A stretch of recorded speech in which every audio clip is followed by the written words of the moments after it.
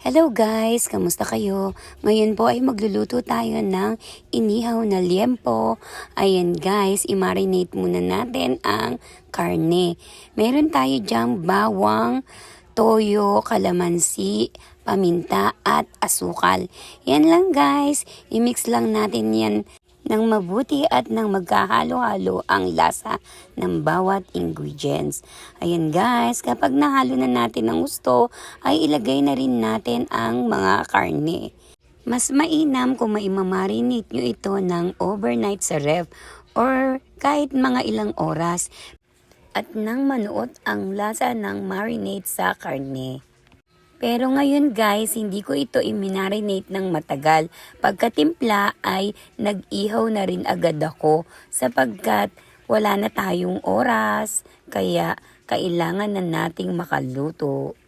Basta tandaan nyo guys, kapag mag-marinate kayo, ay patuluin nyo muna ang natitirang tubig ng karne upang mas tumalab ang lasa ng sarsa sa karne. Okay din kung maglalagay kayo ng Sprite, pero ako hindi ko na to inilagyan guys. Okay na po yan. Tipid budget lang guys. At ayan guys, ready na. Pwede na tayong mag-ihaw. Ayan, nakapagpadingas na nga pala ako ng uling. Masarap kasing mag-ihaw sa uling kaysa sa turbo or sa air fryer.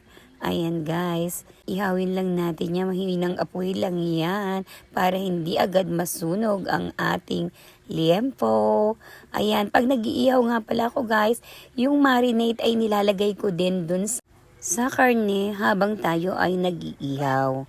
Ayan guys, oh, nakita nyo naman, di ba? Ganyan lang po guys.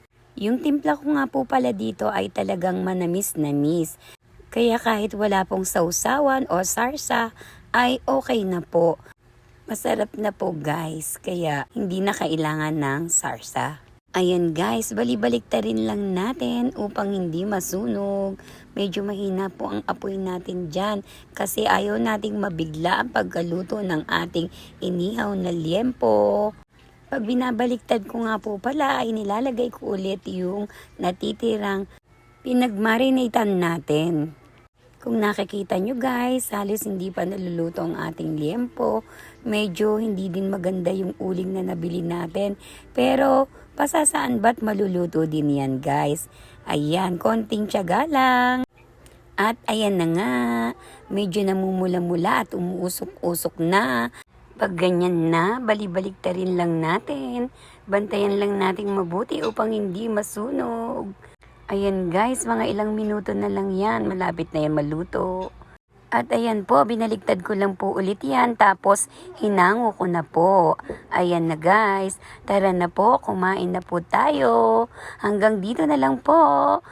Thank you for watching guys.